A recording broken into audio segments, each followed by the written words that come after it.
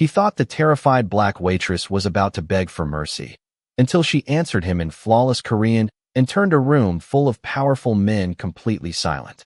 The private dining floor of Hanul Tower sat 40 stories above Manhattan, wrapped in gold light and floor-to-ceiling glass that reflected the rain sliding down the city skyline. Crystal glasses shimmered beneath dim chandeliers. Jazz hummed softly through hidden speakers. Every table held men worth millions of dollars, dressed in tailored charcoal suits, speaking in low voices that carried the quiet confidence of people who had never been told no. And at the center of it all sat Ethan Kong. The Korean Mafia boss barely touched the 12-year-aged whiskey in front of him. His attention remained fixed on the man standing beside the table, nervously sweating through a navy brioni jacket despite the cold air conditioning. "You lost the shipment?" Ethan asked quietly. That was the dangerous thing about him. He never needed to raise his voice. The entire room froze anyway. The man swallowed hard. "It wasn't supposed to happen, sir." Ethan leaned back slowly in his chair, dark eyes unreadable beneath the soft amber light. At 34 years old, he carried the kind of presence that made conversations die the moment he entered a room. His black suit fit perfectly across broad shoulders, every detail precise, from the silver watch on his wrist to the calm expression that somehow felt colder than anger itself. Around him, executives and investors pretended not to listen while hearing every word. "Not supposed to?" Ethan repeated softly. The man opened his mouth again, but before he could answer, a tray suddenly slipped beside the table.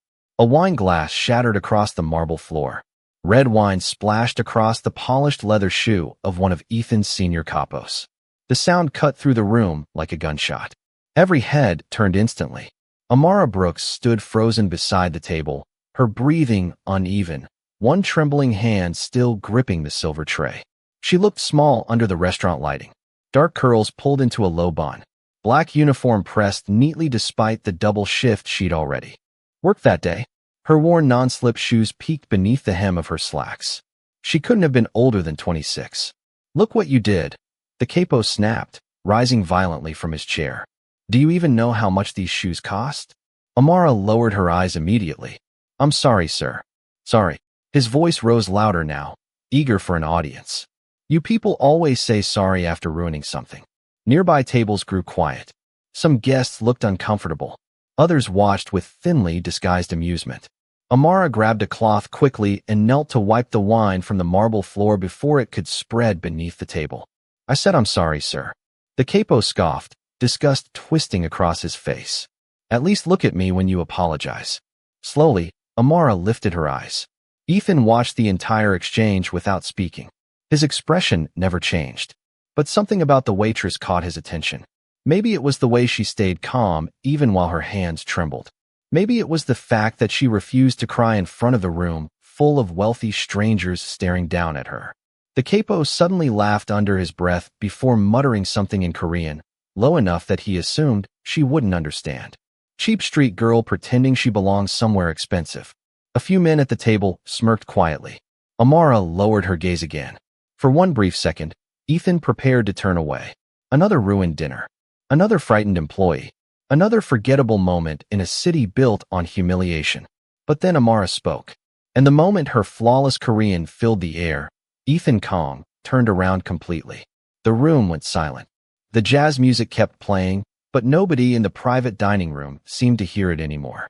Amara Brooks remained kneeling beside the shattered wine glass, one hand wrapped around the damp cloth while the other rested against the marble floor for balance. Yet somehow, after those few calm words in Korean, she no longer looked small. She looked composed. Ethan Kong stared at her without blinking. The accent had hit him first. Not textbook Korean. Not the awkward pronunciation tourists learned from language apps or college classes. Her voice carried the smooth, polished cadence of someone who had spent years around native speakers. Upper soul diction, clean consonants, respectful formality layered perfectly beneath quiet confidence. The kind of speech his own mother used at formal dinners before she passed away. The capo beside the table laughed once, but the sound came out forced this time. "You memorized a few phrases," he muttered in Korean. "Cute trick." Amara slowly rose to her feet. Her black uniform sleeve was stained red from the spilled wine, but her expression remained steady. My mother taught me that people reveal their character when they speak to workers, she replied softly in Korean. Especially when they think nobody understands them. A silence heavier than anger settled across the room. At the neighboring tables, conversations completely stopped. Even the servers standing near the kitchen doors had frozen in place. Ethan noticed something else then. Amara never once raised her voice. She did not sound defensive. She did not sound afraid. And somehow that unsettled the room more than shouting ever could. The capo's face tightened with embarrassment. You should watch your tone. I was careful with my tone, Amara answered calmly. You were not careful with yours. One of the investors at Ethan's table lowered his whiskey glass slowly, eyes moving between them with open fascination now. Ethan leaned back in his chair, studying Amara more closely. Her posture was controlled despite the humiliation. Her breathing had steadied. There was exhaustion in her eyes. Yes, but not weakness. Not submission. And for the first time that evening, Ethan completely forgot about the failed shipment sitting in front of him. Where did you learn Korean? He asked quietly. The entire room shifted toward her answer. Amara looked at him for the first time since the glass shattered. Dark brown eyes met his directly beneath the warm chandelier light. Most people could not hold Ethan Kang's gaze for more than a few seconds. She did. From my mother, she said. Ethan's expression barely changed, but something tightened behind his eyes. Your mother was Korean? Amara nodded once. My adoptive mother. The capo scoffed loudly. So that is it. Somebody teaches you a language, and suddenly you think you belong in rooms like this? Ethan did not look away from Amara. Enough. The single word landed softly, but the entire table went still. The capo immediately fell silent. Ethan picked up his whiskey glass, but did not drink from it. What was your mother's name? He asked in Korean now, testing her naturally. Amara answered without hesitation. Una Park. Ethan froze for the smallest fraction of a second. Almost invisible, but enough for the room to feel it. Because Una Park was not just any Korean name. Ethan remembered hearing it years ago inside elite charity circles in Seoul. Professor Park Una. Cultural historian. Translator. A woman respected even by people who feared nobody else. Ethan's eyes narrowed slightly as he looked back at Amara's tired face, her worn uniform, the tray still trembling faintly in her hand. None of it made sense. And that was exactly why he could not stop looking at her. The tension around Ethan Kang's table no longer felt like the loud, explosive kind that filled movies and headlines. It felt colder now, sharper, the kind that made wealthy men stop chewing their expensive steaks halfway through a bite because they suddenly realized something important had shifted in the room. Ethan slowly set his whiskey glass back onto the table without taking a sip. His eyes never left Amara Brooks. Professor Una Park adopted you? He asked quietly in Korean. Amara nodded once. Yes, sir. Across the table, one of the investors leaned toward another and whispered something under his breath. Even among New York's elite circles, Una Park's name carried weight. She had once advised museums, universities, even diplomatic foundations between Seoul and the United States. Ethan remembered seeing her speak at a cultural conference when he was 19 years old, standing beside ambassadors and executives who treated every word from her mouth like scripture. And now her adopted daughter was standing in front of him, wearing a black waitress uniform with wine stains across the sleeves. None of it belonged together. Ethan's capo finally lost patience. This is ridiculous, he snapped. Who cares where she learned Korean? She embarrassed me in front of everyone. Amara lowered her eyes again immediately, instinctively retreating from the attention. Ethan noticed that too. She had confidence when speaking, but humiliation still lingered in the way her shoulders tightened whenever the room focused on her. Like someone who had spent years learning how to survive by becoming invisible. You embarrassed yourself, Ethan said calmly. The capo blinked in disbelief. Excuse me. Ethan turned his head slightly, just enough for the table to feel the temperature drop another 10 degrees. You insulted an employee in 3 languages and still expected dignity in return. Nobody spoke after that. The capo's jaw clenched shut. Nearby, Amara carefully bent down again to gather the remaining glass shards from the marble floor. Ethan watched her silently for several seconds before speaking once more. Leave the glass, he said. Someone else will clean it. Amara hesitated. I caused the mess, sir. And yet you are the only person in this room acting with professionalism. Her hands froze around the cloth. For a brief moment, genuine surprise crossed her face. Not because of the compliment itself, but because it sounded sincere. Ethan rarely gave sincerity to anyone. One of the older businessmen at the table cleared his throat awkwardly. Professor Park disappeared from public life years ago, he said carefully. I heard she became very ill. Amara's expression softened instantly. She passed away 3 years ago.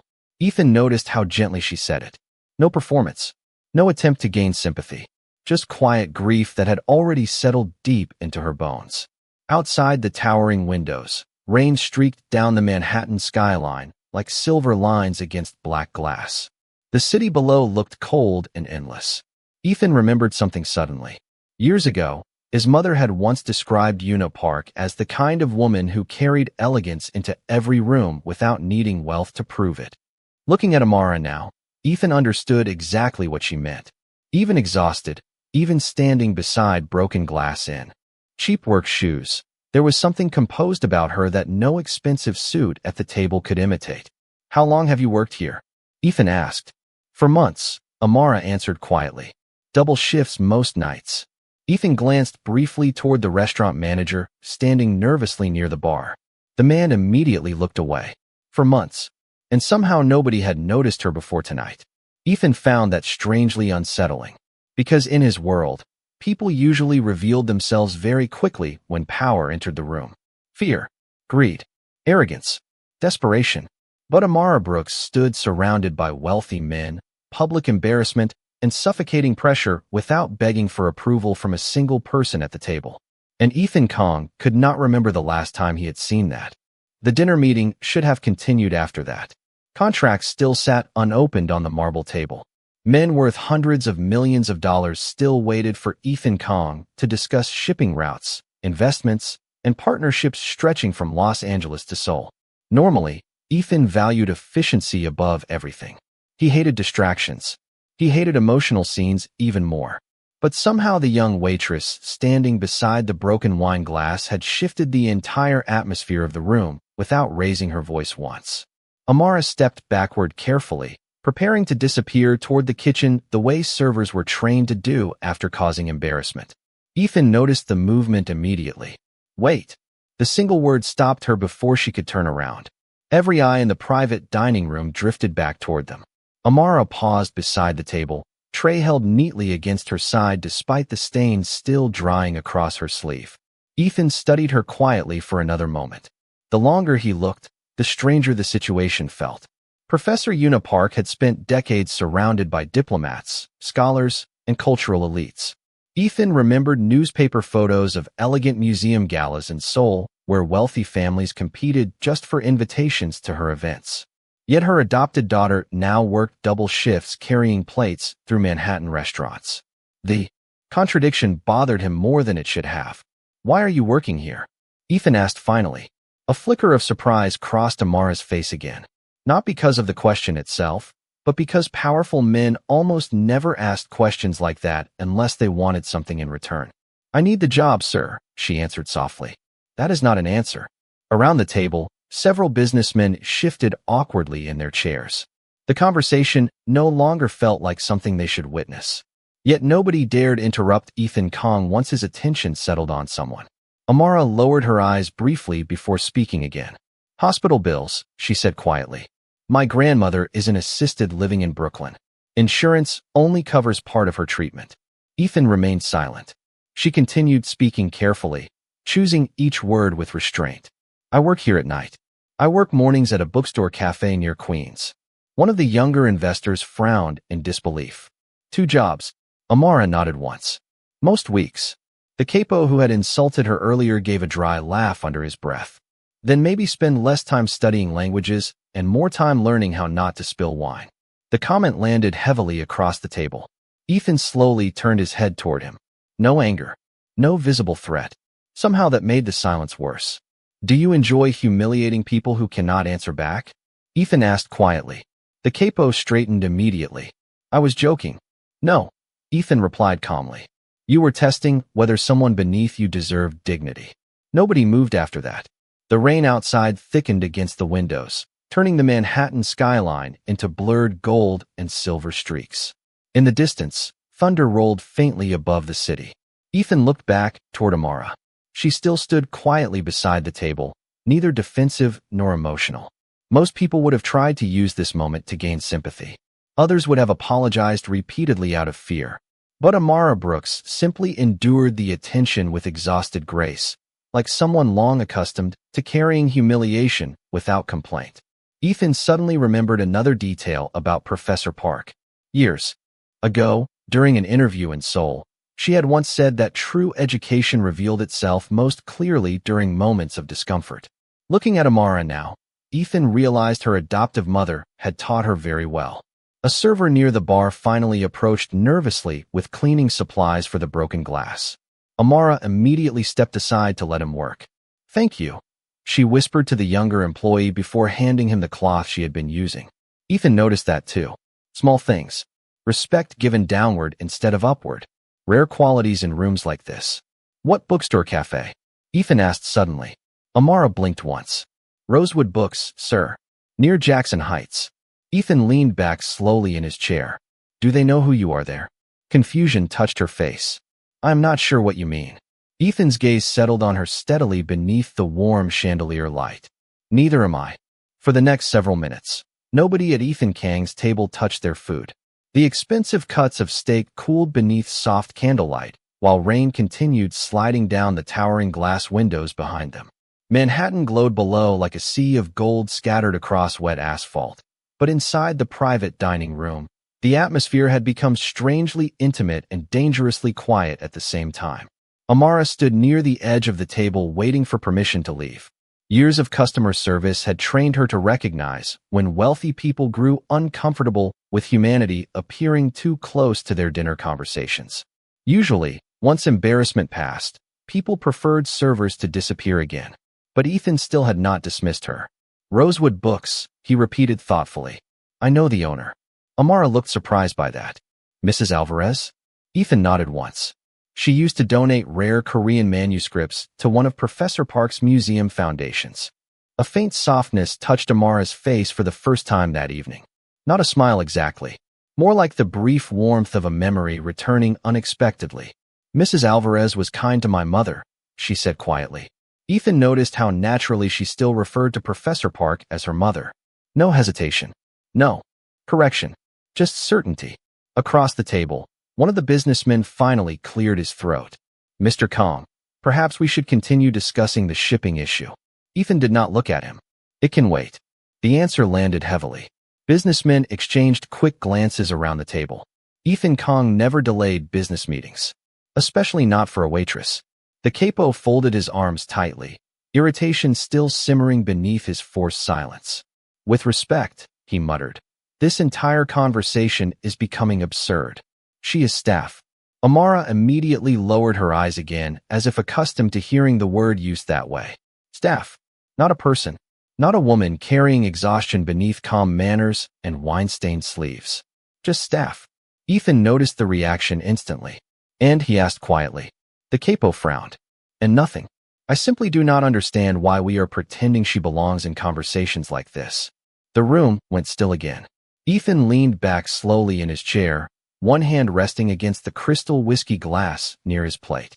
"You think language determines belonging?" he asked. "No," the capo replied carefully. "Status does." Ethan's gaze drifted briefly toward Amara. Her posture remained respectful, but he could see fatigue pressing behind her eyes now. She had probably been standing on her feet for 12 straight hours already. Yet somehow she still carried herself with more dignity than half the men at the table. "Professor Park once translated poetry for presidents," Ethan said calmly. Tonight her daughter carried drinks for men who cannot even speak respectfully to strangers. Nobody answered him. Outside, thunder rolled again over the city skyline. Amara finally spoke softly. "My mother used to say dignity survives longest in difficult places." Ethan looked at her sharply. The phrasing hit him unexpectedly hard. Not because it sounded impressive, but because it sounded true. Lived in. Earned. The kind of sentence people carried only after surviving things quietly. "What happened after Professor Park passed away?" Ethan asked. A flicker of hesitation crossed Amara's face. "Medical debt," she answered carefully. "The foundation. Closed. Her apartment was sold. I worked where I could." Ethan stared at her for several silent seconds. The daughter of one of Seoul's most respected cultural figures had fallen through the cracks of New York without anyone noticing. Not because she lacked intelligence, not because she lacked education, but because the world stopped looking closely once someone put on a server uniform. Ethan suddenly understood why the situation unsettled him so much. The men around this table spent their lives claiming they could judge value instantly. They judged companies, investments, neighborhoods, entire human beings within seconds. Yet tonight, an exhausted black waitress carrying a silver tray had walked into the room with more education, restraint, and grace than anyone expected. And every powerful man there had failed to see it until she spoke their language. The rain outside Hanul Tower had turned heavier by the time fresh plates finally arrived at Ethan Kang's table. Yet nobody resumed eating normally. The private dining floor still carried the strange aftershock of revelation, like the room itself had realized something uncomfortable about the people inside it. Amara remained standing near the service station now, waiting quietly beside two younger servers who avoided looking directly at Ethan's table. Word had already spread through the restaurant. Staff members whispered carefully near the kitchen doors while pretending to organize silverware and refill water pitchers. The black waitress, who spoke Korean better than half the businessmen upstairs, had become the center of every silent conversation in the building. Ethan noticed all of it. He noticed the nervous glances, the sudden respect from employees who had ignored her earlier, the embarrassment lingering across his capo's face. But most of all, he noticed Amara herself. She had not changed after the attention shifted toward her. No arrogance, no attempt to impress anyone. She simply continued working, carrying plates, refilling glasses, thanking coworkers quietly when they passed her trays. Ethan found that strangely rare. Power usually changed people within seconds. Recognition changed them even faster. Mr. Kong, one of the older investors, leaned forward carefully. Surely Professor Park must have left her something. Connections, friends, resources. Amara answered before Ethan could speak. She did. Her voice remained soft beneath the low jazz music. She taught me how to survive with dignity. The investor gave a polite smile that clearly did not understand the answer. But Ethan did, more than he wanted to admit. Across the table, the capo loosened his tie impatiently. You are all romanticizing this situation, he muttered. She still works 2 service jobs. Clearly education did not help very much. This time, Amara looked directly at him before responding. Education and wealth are not always invited into the same rooms. The sentence landed gently. No anger, no challenge. Somehow that made it hit harder. Ethan slowly looked down at the untouched whiskey in front of him. His mother used to speak like that too. Calm truths delivered so quietly they forced people to confront themselves instead of defend themselves. The realization unsettled him more than he expected. How old were you when Professor Park adopted you? Ethan asked. Amara hesitated briefly before answering. 9. And before that? The room became quieter again. Amara's fingers tightened slightly around the edge of the silver tray she carried. Foster care mostly, she said carefully. Atlanta first, then New Jersey. Ethan noticed the shift immediately. Not fear exactly. More like exhaustion from telling painful truths too many times to strangers who only wanted pieces of the story. My mother was teaching at Columbia for a semester when we met. Amara continued softly. I used to sit near the back of the university bookstore because it was warm inside during winter. Ethan listened without interrupting. One day she started bringing me books, Amara said. At first I thought she felt sorry for me. A faint smile touched her lips briefly. She said she simply hated seeing books ignored. Even several businessmen at the table smiled quietly at that. Ethan could almost hear Professor Park saying it herself. Did she teach you Korean personally? He asked. Amara nodded. Every morning. Before school. She believed language was how people carried memory across generations. Ethan looked at her silently for several long seconds after that. The daughter of a woman once celebrated in diplomatic halls was now standing under restaurant lighting in worn shoes after working 2 jobs to keep an elderly relative alive. And despite everything life had stripped from her, she still spoke about her mother with gratitude instead of bitterness. Ethan suddenly realized why he could not stop paying attention to her. Everyone else in the room treated dignity like something attached to money, titles, or expensive clothing. But Amara Brooks carried hers into the room already intact. no matter how anyone spoke to her, no matter where she worked. And Ethan Kong had spent so many years surrounded by performative respect that real dignity now felt almost unfamiliar. By 10:30 that night, most of the investors had quietly left the private dining floor. Handshakes had been exchanged, contracts postponed. Expensive overcoats disappeared into private elevators guarded by men in dark suits. But Ethan Kong remained seated alone near the towering windows overlooking Manhattan, one hand resting against the untouched whiskey glass beside him while rain continued tracing silver lines down the glass behind him. The restaurant had grown quieter now, softer. The low jazz music drifting through hidden speakers mixed with the muted sounds of dishes being cleaned somewhere beyond the kitchen doors. Staff members moved carefully through the room preparing for closing, but Ethan noticed something strange. Every few minutes, someone naturally drifted toward Amara Brooks. A dishwasher carrying trays paused to ask if she needed help stacking glasses. One of the younger servers handed her bottled water without being asked. Even the exhausted hostess near the elevator smiled with visible relief whenever Amara passed nearby. Respect followed her quietly, not because of power, because of presence. Ethan watched it happen over and over again. And the more he watched, the more it unsettled him. In his world, loyalty was usually bought, negotiated, or feared into existence. But nobody around Amara looked afraid of her. They simply trusted her.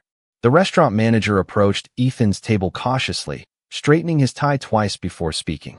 "Mr. Kong, I sincerely apologize again for the earlier disruption."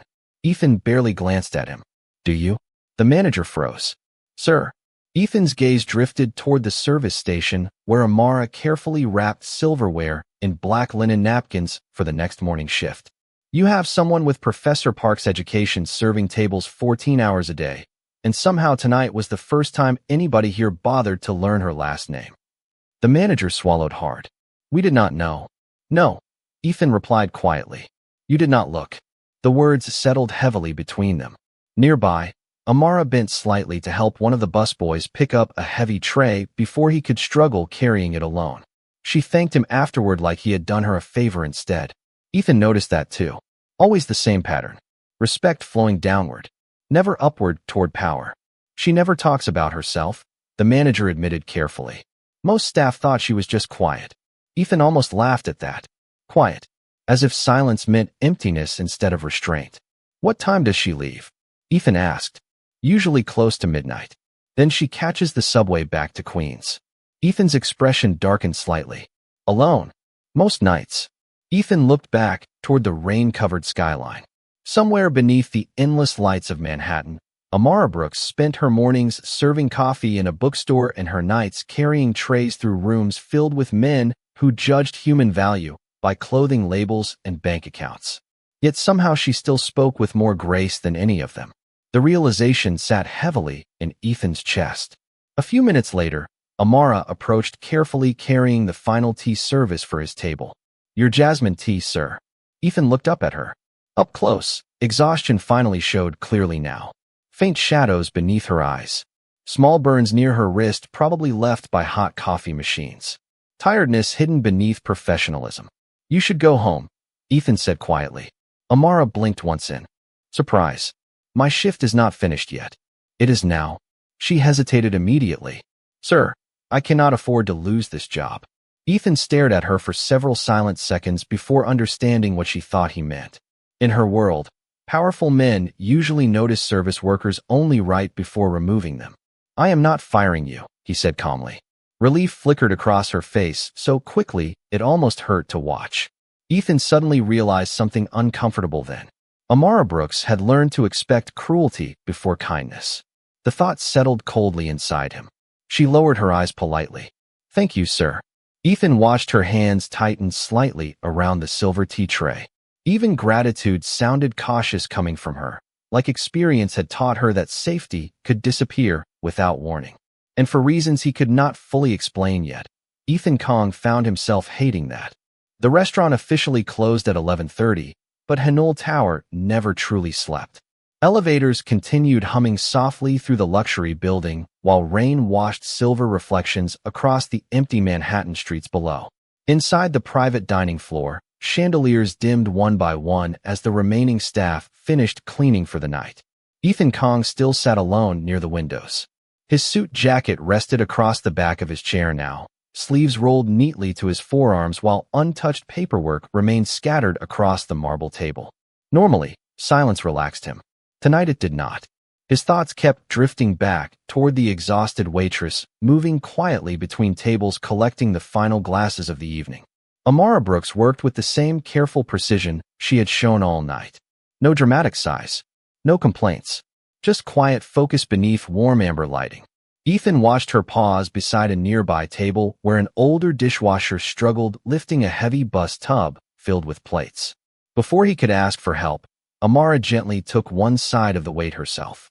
"I have it," she whispered kindly. "Your shoulder still hurts." The older man smiled with visible gratitude. "You remembered." "Of course I remembered." Ethan noticed the exchange. Immediately. Small details. Personal details. The kind people only remembered when they genuinely paid attention to others.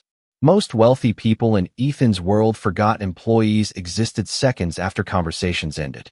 But Amara somehow carried everyone around her carefully in memory. After helping the dishwasher, she disappeared briefly through the kitchen doors. Ethan looked down at the contract sitting untouched in front of him, but the numbers blurred meaninglessly across the page.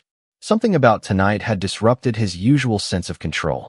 Not because Amara challenged him. She never did. It was because she revealed something uncomfortable instead. How quickly powerful people decided who mattered before listening to a single word they said.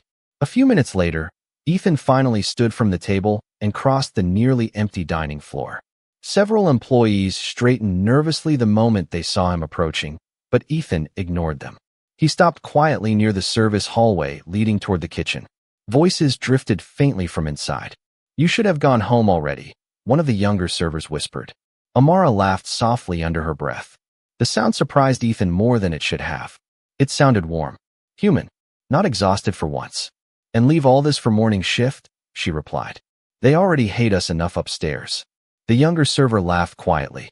"You know everybody is talking about you tonight. That will disappear by tomorrow. Not after what happened with Mr. Kong." A brief silence followed. Then Amara answered softly. "People like him forget people like me very quickly." Ethan froze just outside the hallway entrance. The sentence should not have bothered him. Yet somehow it did. Deeply. Because there had been no bitterness in her voice. No accusation. Just experience. Calm and certain. Ethan suddenly realized how often she must have disappeared from rooms exactly like this after serving people wealthier than herself. Brilliant enough to discuss literature and language with diplomats if life had gone differently.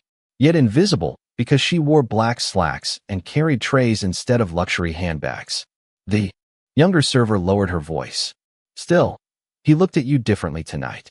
Amara became quiet for a moment before answering. "No," she said gently. He looked surprised. Ethan remained motionless in the hallway shadows after that. Rain hammered softly against the towering windows across the restaurant, while distant thunder rolled above Manhattan. For years, Ethan Kong had built an empire by believing he could read people instantly. Weakness, ambition, lies, fear. He trusted his instincts more than almost anything. But tonight, standing outside a quiet kitchen listening to an exhausted waitress speak honestly when she thought nobody important was listening, Ethan faced something deeply unfamiliar.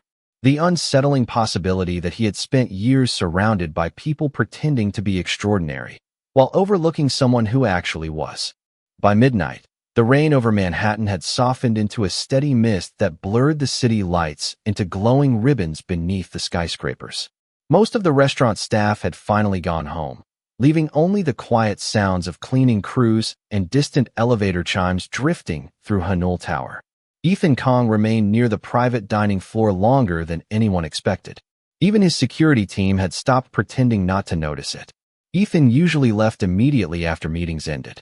He did not linger. He did not watch people. And he certainly did not stand alone near service hallways thinking about a waitress. Yet somehow, Amara Brooks had unsettled the rhythm of his entire night. Through the partially open kitchen doors, Ethan could still see her finishing side work beneath the warm fluorescent lights. Steam curled upward from industrial sinks, while silverware clinked softly into plastic bins. Her dark curls had loosened slightly from the long shift, and exhaustion finally showed openly in the slow movement of her shoulders. But even tired, she carried herself with quiet care. Every plate stacked neatly, every counter wiped thoroughly, every goodbye offered politely to co-workers heading home. Ethan watched one of the younger cooks wave to her on his way out. "See you at 6 tomorrow morning." Amara smiled faintly. "Unfortunately, yes." The cook laughed before disappearing through the employee exit. Ethan remained still beside the hallway entrance long after the laughter faded. Something about her life suddenly felt painfully visible to him now. The double shifts, the subway rides home after midnight, the careful politeness around wealthy people who barely looked at her face. It reminded him of something his mother once said when he was younger. The world notices suffering only after it becomes dramatic. Quiet suffering is usually ignored. At the time, Ethan had not understood her. Growing up surrounded by wealth and power had insulated him from certain realities. Even after building his own empire, he had spent years seeing people mostly through usefulness, risk, or loyalty. But tonight, for the first time in a long while, he felt ashamed of how quickly he once categorized people too. Amara finally emerged from the kitchen carrying a small worn backpack over one shoulder. The expensive dining floor looked strangely empty around her now, all polished marble and gold lighting contrasting against the simple black hoodie she had slipped on over her uniform. She nearly jumped when she noticed Ethan still standing there. "Mr. Kong." Ethan straightened slightly. "You are still here." A small tired laugh escaped her. "I could say the same thing." For a moment, neither of them spoke. Rain tapped softly against the towering windows nearby, while the elevator lights reflected gold across the marble floor. Ethan noticed her shoes again. The soles were worn thin near the edges. Tiny details most people never saw.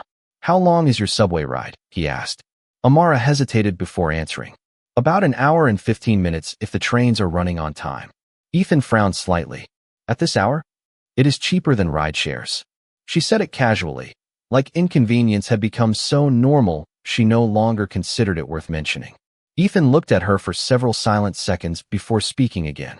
"Professor Park once gave a lecture at Yonsei University when I was 19. Genuine surprise crossed Amara's face. "You remember that?" Ethan nodded once. "She said something I never forgot." His voice lowered slightly. "She said intelligence without compassion eventually becomes arrogance disguised as sophistication." Amara stared at him quietly after that.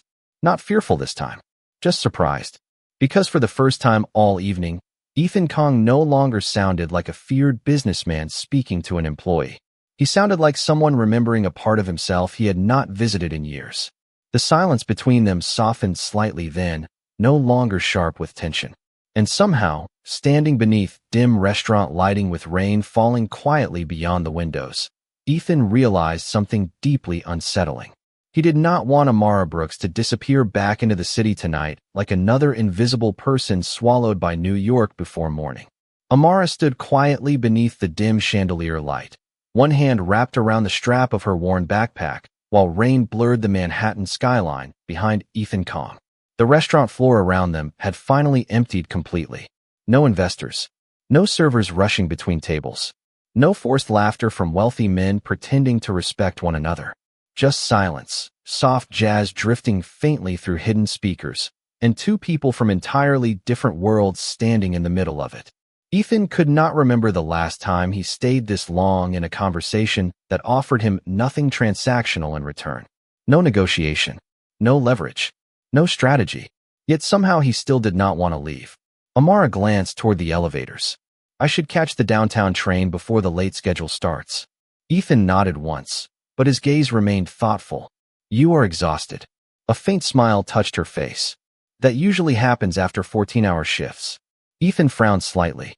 The way she said it made exhaustion sound ordinary. Expected, like rest belonged to other people. "How long have you been doing this?" he asked quietly. "Since my mother got sick." 3 years. Amara nodded. "Almost 4 now." Ethan looked at her carefully.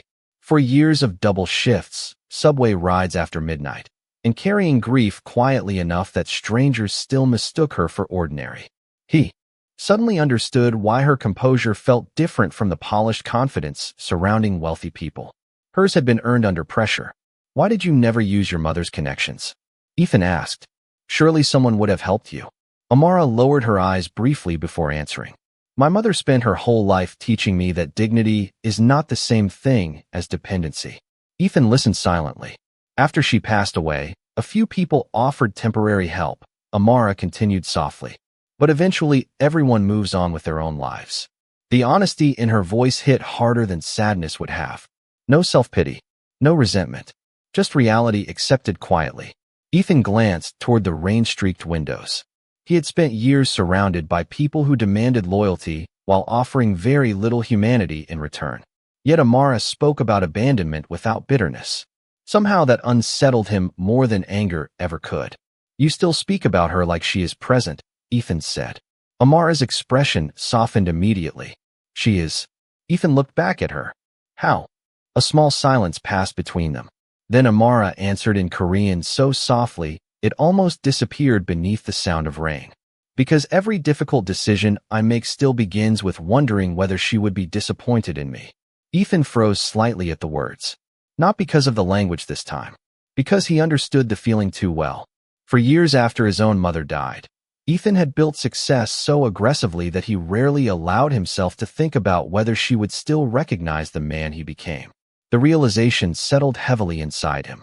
Amara noticed his silence immediately. I am sorry, she said gently. That sounded too personal. No, Ethan replied quietly. It sounded honest. For a moment, neither of them moved. Manhattan glowed beneath them like another universe entirely, while rain tapped softly against the towering glass walls of Hanul Tower. Ethan suddenly became aware of how strange the night had become. A few hours ago, Amara Brooks had simply been another invisible employee carrying trays through a luxury restaurant. Now she stood in front of him, speaking with more sincerity than most people in his entire world combined. His phone buzzed once against the marble table nearby. A message from one of his executives asking whether tomorrow morning's meeting should proceed as planned. Ethan ignored it completely. Amara noticed the untouched phone and gave a tired smile. Important. Usually. And tonight. Ethan looked at her steadily beneath the warm gold lighting. Tonight feels different. The words slipped out before he could reconsider them. Amara blinked slightly in surprise. Ethan rarely admitted uncertainty to anyone. Yet standing there beside an exhausted waitress carrying hospital bills and grief with impossible grace, he realized something deeply uncomfortable. For the first time in years, somebody had reminded Ethan Kong of the man he used to hope he would become before power hardened everything around him. For several quiet seconds after Ethan spoke, neither of them moved. The city shimmered below Hanul Tower in blurred gold reflections while rain drifted softly across the glass like smoke.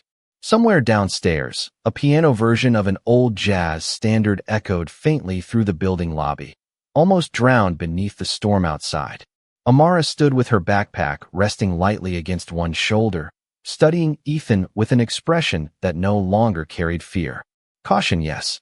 Curiosity, perhaps. But not fear. Ethan realized how unusual that was. Most people became nervous around him long before conversations reached honesty. Different is not always good, Amara said softly. Ethan gave the smallest hint of a smile. That sounds like something Professor Park would say. It is, she admitted quietly. Usually right before she proved somebody wrong. Ethan actually let out a low laugh at that. Brief. Unexpected. The sound startled both of them slightly. Because people who knew Ethan Kong rarely heard him laugh at all. The moment softened the room in ways neither of them fully understood. Amara looked down briefly, almost shy beneath the warm lighting now. You loved her very much, Ethan said. Amara nodded immediately. She saved my life. Ethan looked at her carefully. And now you are? Trying to save someone else's. Amara's expression changed slightly. My grandmother raised me before foster care. Her voice lowered gently. When my mother adopted me, she never forgot her. Neither could I. Ethan absorbed the words silently. Loyalty. Gratitude. Responsibility. Amara carried them naturally, not as obligations, but as part of who she was. Ethan suddenly wondered how many people around him would still remain loyal if power disappeared tomorrow. The answer unsettled him immediately. A nearby elevator chimed softly somewhere across the dining floor. One of Ethan's security men appeared briefly near the entrance before stopping at a respectful distance. Sir, he said quietly, the car is ready. Ethan nodded once without looking away from Amara. The guard disappeared again immediately. Silence settled back around them. You should not ride the subway alone this late, Ethan said finally. Amara's posture stiffened slightly at once. Ethan noticed it immediately, the careful guardedness returning. I am offering transportation, he clarified calmly. Nothing else. Amara hesitated. Years of surviving New York had taught her that powerful men rarely offered kindness without hidden expectations attached behind it. Ethan could almost see the calculation happening quietly behind her eyes. You do not have to trust me, he said softly. But you should not have to travel across the city after midnight exhausted and alone either. Amara looked down at the marble floor for several seconds before answering. I am not used to people noticing things like that. The honesty in her voice hit Ethan harder than he expected. Not dramatic. Not emotional. Just true. Maybe they should, he replied quietly. Their eyes met again beneath the dim chandelier glow. Somewhere during the past few hours, the distance between Mafia Boss and Waitress had shifted into something neither of them fully knew how to name yet. Not romance. Not friendship. Something quieter. Recognition, perhaps. Two people standing inside different versions of loneliness. Amara finally nodded once. Okay. Ethan motioned toward the elevator. One of my drivers will take you home. They began walking slowly across the nearly empty dining floor together. The same polished marble that earlier reflected humiliation and tension now carried only soft footsteps and fading music. As they reached the elevator lobby, Amara stopped suddenly. Mr. Kong. Ethan turned slightly toward her. She hesitated before speaking again. Earlier tonight. Thank you for seeing me differently. Ethan stared at her for a long moment after that. Then, very quietly, he answered with more honesty than he intended. No, he said. I think tonight I finally saw you correctly. And for the first time in years, Ethan Kong realized that respect felt far more dangerous to his carefully controlled world than fear ever had. The Blacktown car waited beneath the covered entrance of Hanol Tower while rain shimmered across the empty Manhattan streets like liquid glass. Ethan Kong stood near the lobby doors watching as one of his security men opened the back passenger door for Amara Brooks with careful professionalism. She hesitated briefly before stepping inside, still looking slightly uncomfortable with the attention. Ethan understood that feeling better now. Not discomfort with luxury itself, but discomfort with suddenly being treated as though she mattered after years of being overlooked. Before the door closed, Amara looked back toward him through the soft lobby lighting. Thank you again, she said quietly. Ethan nodded once. Get some rest. The car disappeared into the rain moments later, taillights fading into the silver mist wrapping the city. Ethan remained standing there longer than necessary, one hand tucked into the pocket of his charcoal coat, while the doorman pretended not to notice his silence. Something about the empty space left behind unsettled him. Not longing, not attachment, just awareness. The kind that changes how a person sees things after a single unexpected night. Upstairs, the private dining floor had finally gone dark except for cleaning lights near the kitchen. Ethan returned slowly through the now empty restaurant, polished shoes echoing softly against marble floors. The earlier humiliation already felt distant compared to what remained afterward. The realization, the shame, the uncomfortable clarity. Ethan paused near the same table where the wine glass had shattered hours earlier. Broken glass cleaned. Table reset. No visible sign that anything unusual had happened there at all. Yet Ethan knew something had changed. Not in the room. In him. Still awake. A familiar voice asked quietly behind him. Ethan turned to see his longtime advisor, Daniel Cho, stepping from the private elevator with a tablet tucked beneath one arm.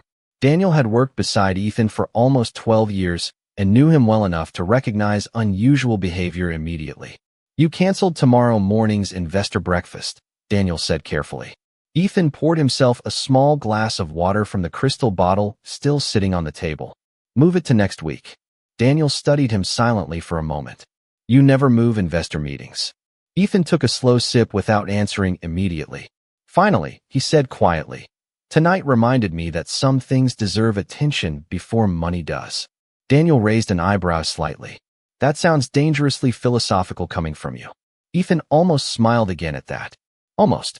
Daniel glanced around the empty dining floor before lowering his voice slightly. The staff downstairs are all talking about the waitress.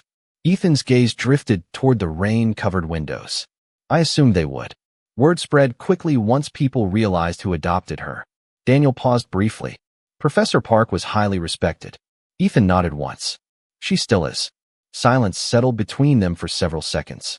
Then Daniel spoke more carefully. You seem affected by this. Ethan looked down at the untouched contracts still scattered across the table. Do you know what bothered me most tonight? Daniel waited quietly. Not that nobody recognized intelligence when it walked into the room. Ethan's voice remained calm beneath the low hum of distant rain. It was how quickly everyone decided she deserved less respect before hearing her speak. Daniel absorbed the words silently. Ethan rarely discussed morality directly. Years inside ruthless business circles had trained him to separate emotion from decision-making. Yet, tonight his voice carried something different. Reflection. She reminded me of your mother, Daniel said softly. Ethan looked up sharply, surprised by how accurate the observation felt. After a moment, he gave a quiet nod. My mother used to say the world becomes dangerous when dignity is treated like a luxury instead of a right. Rain rolled heavily against the towering windows again, washing silver light across the empty restaurant floor. Ethan suddenly realized he could still hear Amara's voice clearly in his mind. Calm, educated, tired, honest, and more than anything else, dignified without needing permission from anyone around her. Daniel watched Ethan carefully before asking one final question. What are you going to do now? Ethan looked back toward the darkened service hallway where Amara had disappeared earlier that night, carrying trays and exhaustion with equal grace. Then, very quietly, he answered, I do not know yet. But for the first time in years, Ethan Kong understood that uncertainty was not always weakness. Sometimes it was the beginning of seeing the world correctly. 3 weeks later, the rain had finally disappeared from Manhattan, replaced by the soft warmth of early spring drifting through the city streets. Morning sunlight spilled across the windows of Rosewood Books in Queens, casting golden rectangles over crowded shelves and worn wooden floors that smelled faintly of coffee and old paper. Amara Brooks stood behind the cafe counter tying her apron carefully before the morning rush began. The bookstore remained one of the few places in New York where life still moved gently. Students flipped through novels near the back shelves. Elderly regulars argued quietly about politics over coffee. Soft jazz floated through hidden speakers above the register. And for the first time in years, Amara felt something dangerously unfamiliar returning little by little. Peace. You are smiling more lately, Mrs. Alvarez said warmly while arranging pastries inside the display case. Amara laughed softly under her breath. Am I? Enough that I noticed.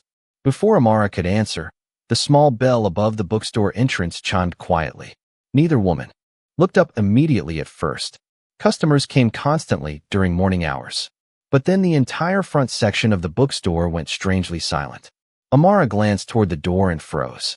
Ethan Kong stood just inside the entrance wearing a dark charcoal coat over a black sweater, sunlight catching faintly against the silver watch near his wrist. No bodyguards beside him this time. No expensive dinner crowd. No towering restaurant windows separating worlds. Just Ethan standing quietly in the middle of an ordinary bookstore, while several customers openly stared in confusion at the wealthy stranger who somehow looked completely out of place and perfectly calm at the same time. Mrs. Alvarez blinked in shock. Well, she whispered under her breath. That is certainly not one of my usual customers. Ethan's eyes found Amara almost immediately, and to her surprise, something softened visibly in his expression the moment he saw her. Not ownership, not fascination, recognition, the kind reserved for someone whose presence genuinely mattered. Amara stepped from behind the counter slowly. Mr. Kong. Ethan glanced briefly around the bookstore shelves before answering. I wanted to see where Professor Park spent her mornings. Amara stared at him quietly for a second before realizing what he meant. Her mother used to visit Rosewood almost every weekend during her years teaching at Columbia. Mrs. Alvarez suddenly straightened with recognition. Ethan Kong, she said softly. You are the boy from the lecture hall. Ethan looked surprised. You remember that? Mrs. Alvarez smiled warmly. Professor Park brought you here once after a university fundraiser. You argued with her for 20 minutes about whether ambition made people lonely. Ethan actually laughed quietly at that memory. And she told me loneliness was not caused by ambition. His eyes drifted briefly toward Amara. It was caused by forgetting how to see people clearly. Silence settled gently through the bookstore after that. Not uncomfortable, just full. Ethan stepped closer to the counter and carefully placed a thick envelope beside the register. Amara frowned slightly. What is that? Your grandmother's. Remaining medical balance. Ethan answered calmly. Amara's eyes widened instantly. No, Ethan met her gaze steadily. It is not charity. Then what is it? Ethan's expression remained quiet beneath the morning sunlight pouring through the bookstore windows. Respect. Amara looked down at the envelope without touching it. Emotion flickered across her face too quickly for anyone else to fully read. Shock, relief, fear, gratitude. Years of surviving alone made accepting kindness feel almost frightening. Ethan seemed to understand that immediately. You do not owe me anything, he said softly. Not gratitude, not loyalty, nothing. Mrs. Alvarez discreetly turned away to give them privacy while pretending to organize books nearby. Around them, the bookstore slowly returned to its gentle morning rhythm. Pages turning, coffee steaming, quiet conversations drifting through warm sunlight. Amara finally looked back at Ethan, her voice barely above a whisper. Why are you doing this? Ethan held her gaze for several long seconds before answering. Because someone should have done it sooner. The words settled softly between them. No dramatic music. No grand declarations. Just truth spoken plainly at last. And standing there in the middle of a small bookstore far from penthouses and marble dining rooms, Ethan Kong finally understood something his mother had tried teaching him years ago. The most powerful people in the world were not always the loudest ones in the room. Sometimes they were simply the people who carried dignity through suffering without allowing cruelty to turn them cruel in return. Amara looked at him differently then, not as a feared businessman, not as a powerful stranger, but as someone finally learning how to see human worth beyond status and appearances.